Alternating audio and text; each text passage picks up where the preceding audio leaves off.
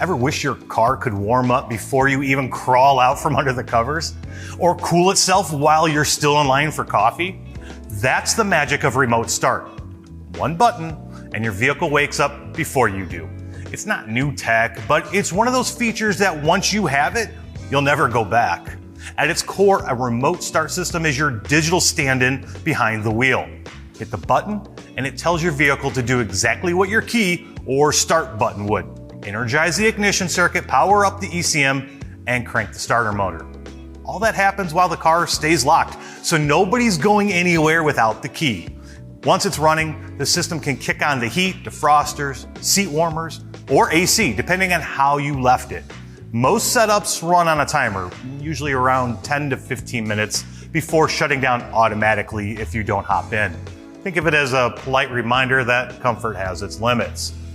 But why do drivers want it? Well, let's be honest. It's all about comfort. On a 10-degree morning, stepping into a toasty car feels like cheating winter. On a 95-degree scorcher, it's the only thing standing between you and second-degree burns from your seatbelt. There's a practical side too. That warm-up period helps circulate fluids, stabilize oil pressure, and get the engine closer to operating temperature before you drive off. For older engines, that's a big deal. For newer cars, it's still a nice touch, especially for those who care about longevity as much as comfort. And these days, remote start has gone full tech. Many systems pair with mobile apps, letting you fire up the ride from across town. Some even show runtime, battery voltage, and cabin temperature. It's convenience meets control right in your pocket. But when it comes to installation, that's where the honeymoon ends. Installing a remote start on a modern vehicle isn't just hook up a few wires and call it a day.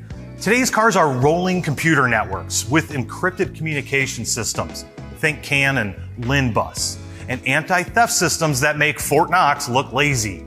Can't just fake an ignition signal anymore. The car wants to see a digital handshake from the key's transponder or push button module. That's why you'll see installers using bypass modules or data interfaces that mimic factory communication protocols. Miss a wire, use the wrong module, or program it wrong, and you'll be chasing ghost codes or an immobilizer lockout all day long.